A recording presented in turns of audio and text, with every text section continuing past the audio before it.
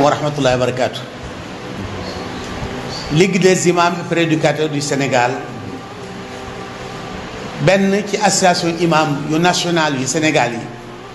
moo woote fii ci dalilam ci institut islamique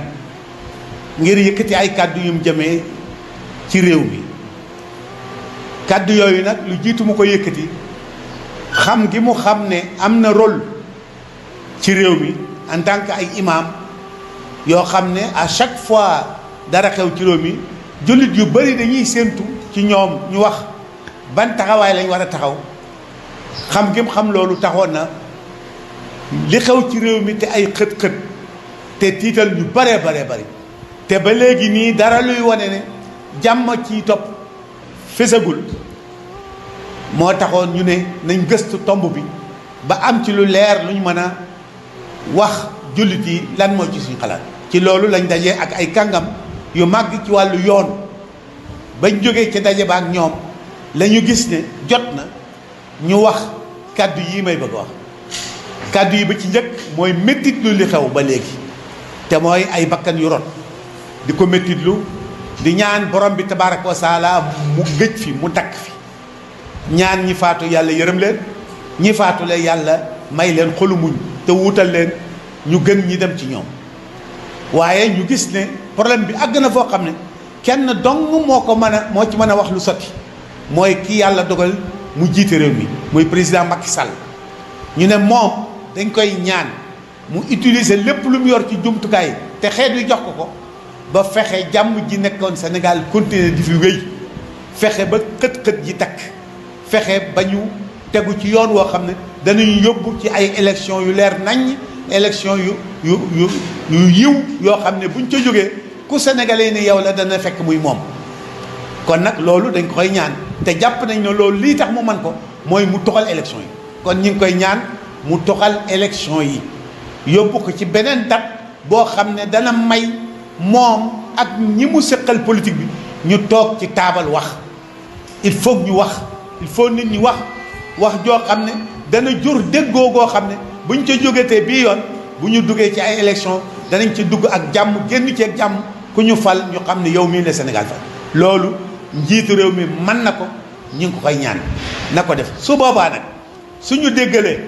ba wootee ndaje moomu ñu ngi ñaan képp ku politique yitteel nga nangoo wuy ji ci ndaje moomu te boo fa ñëwee nga ñëw fa xol bu ubbeeku wax fa luy jariñ luy defar luy sàmm jàmm réew mi loolu moo tax liggéey bi mi ngi leen di gërëm di leen ñaanal yàlla borom bi tabaaraka wa taala wéy di teg loxoom ci Sénégal ndax à chaque fois bu ñu dëgmalee jafe-jafe yu mel nii rek danañu may ak del akum xel ak mu ñu may ñu delluwaat gannaaw ba xam fi ñuy teg suñu tànk jaar fa jàll génn ci ak jàmm salaamaaleykum. Donc j'aimerais vous lire la déclaration de la Ligue des imams et prédicateurs du Sénégal sur la situation nationale et les tensions préélectorales en direction des élections législatives 2022. La Ligue des imams et prédicateurs du Sénégal, considérant son rôle d'acteur averti de la société civile religieuse sénégalaise,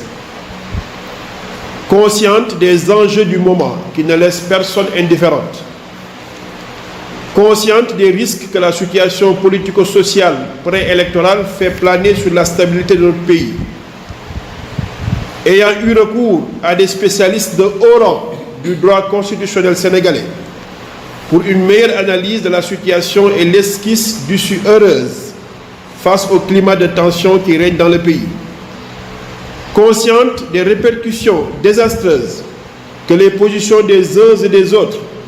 pourrait avoir sur les vies humaines, civiles et militaires d'enfants du même terroir et sur la sécurité des biens de nos concitoyens et des étrangers vivant parmi nous, prenant en considération le verset 9 de la sourate 49 qui recommande aux croyants de tout faire pour ramener la paix et la concorde au sein de la communauté en cas de divergence, déclare ce qui suit. La Ligue des imams et prédicateurs du Sénégal